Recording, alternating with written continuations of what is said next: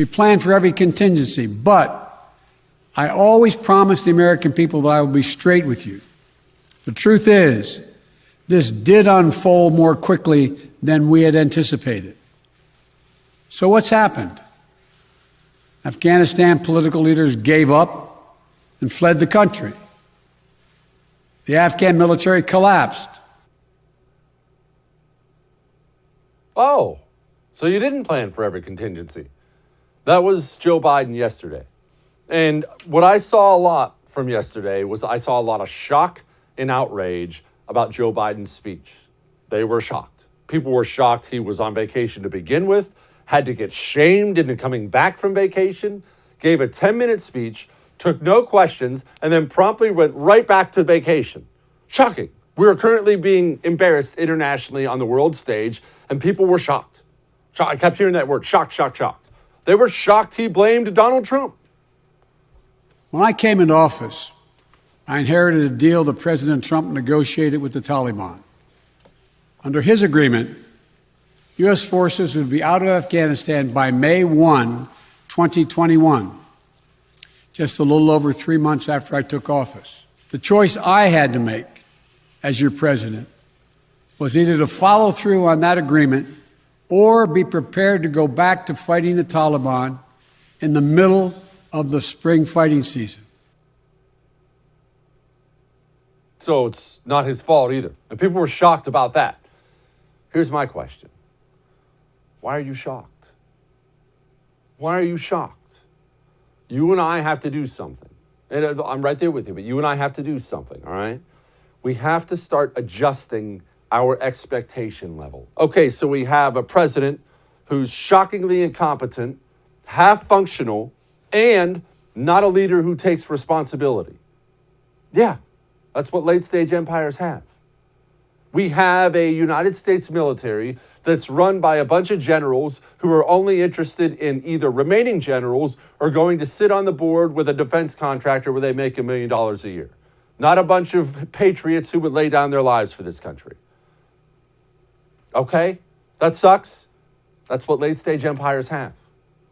We have a CIA broken, an FBI interested in making you a domestic terrorist, not stopping real terrorists.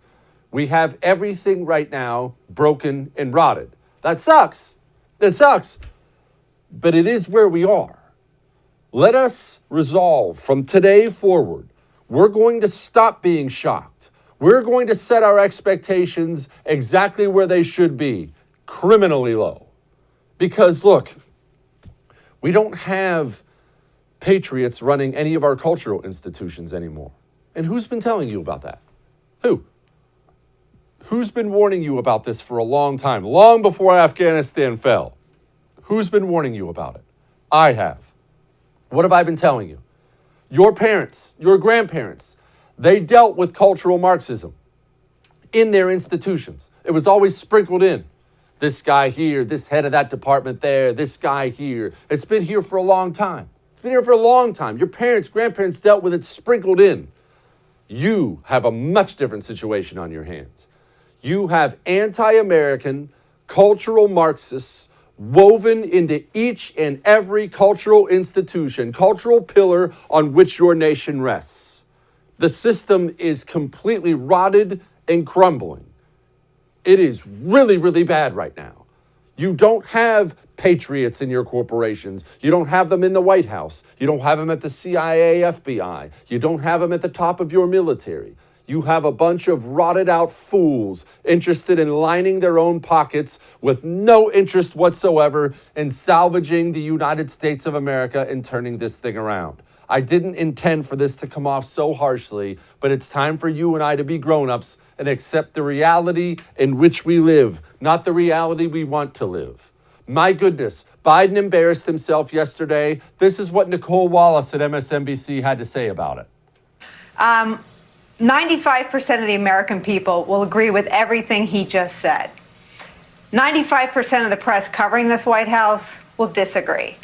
And for an American president to finally be completely aligned with such an overwhelming majority of what the American people think about Afghanistan is probably a tremendous relief to the American people. It's a tremendous relief, except we have numbers today over 70% of independents hated every minute of the speech. Again, you can't find truth in the media anymore either. You can't sift through it. They're not media. They're mouthpieces for the regime. MSNBC had a Taliban spokesperson on yesterday, one-on-one with the Taliban. I'm not making this up. And just to clarify something, yes, that means the Taliban have officially taken more questions about Afghanistan than the President of the United States of America.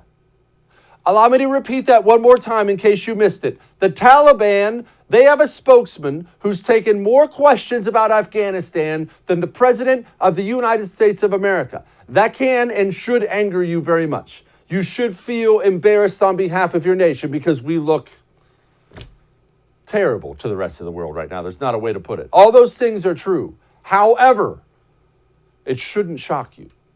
At least from this point forward. Stop letting this stuff shock you. This is what we have now. Rot woven throughout every level of every organization. And right now, I've got one more bitter pill for you to swallow before I move on. Don't think that the Biden team right now is hunkered down thinking to themselves, oh, we made a mistake. How do we fix the mistake? We want to do right by our troops in Afghanistan. We want to do... They're thinking right now, ooh, we made a political error. Should we ride this out for 72 hours? Then we'll get back to coronavirus, huh? They're not sitting down having an honest self-assessment about their mistakes. They're worried about how to overcome a little bad press and move on. That tells you everything you need to know about who runs this country now. Hey, thanks so much for watching The First on YouTube. If you liked what you saw, go ahead and like and subscribe. You heard me. Like it, subscribe. You'll get a lot more of it and a lot more of me.